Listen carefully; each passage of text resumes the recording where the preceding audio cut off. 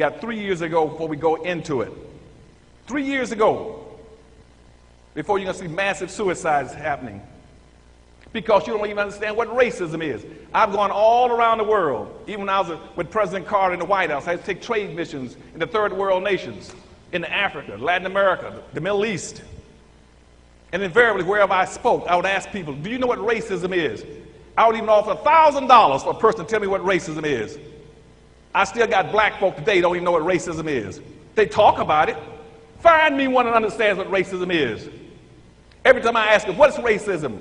Well, Dr. Anderson, racism is not liking somebody. It's prejudice, it's bigotry, it's hatred. No, it's not. Racism is a competitive relationship between groups of people that are competing for the ownership and control of wealth and resources and power. That's what racism is. Racism is a group phenomenon. Racism is a team sport. You cannot participate in racism if you don't play as a team. You can't correct it. You're not even in the game. Racism is like football, basketball, and baseball. You play as a team or you lose.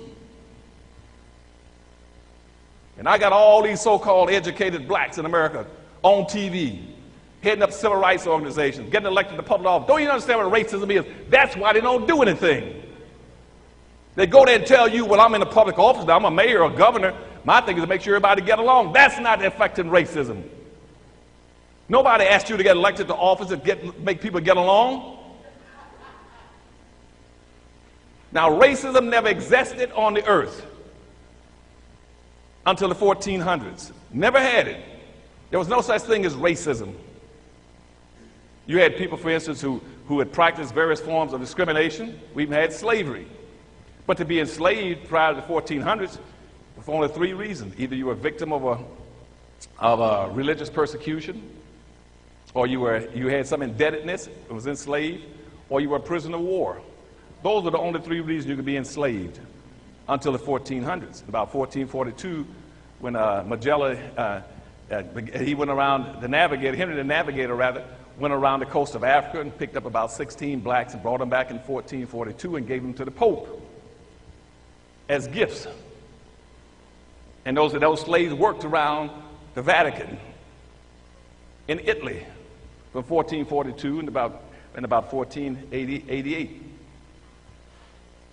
And it became a good thing to have all these blacks working free around the Vatican and in the Pope space. No labor to be paid for. Other people wanted those advantages. So Pope Pius put out a public edict. Pope Innocent put out a public edict saying, look, if you want some slaves, go get some, but get black folk. He put out a public edict saying, if you're going to enslave anybody, enslave black people.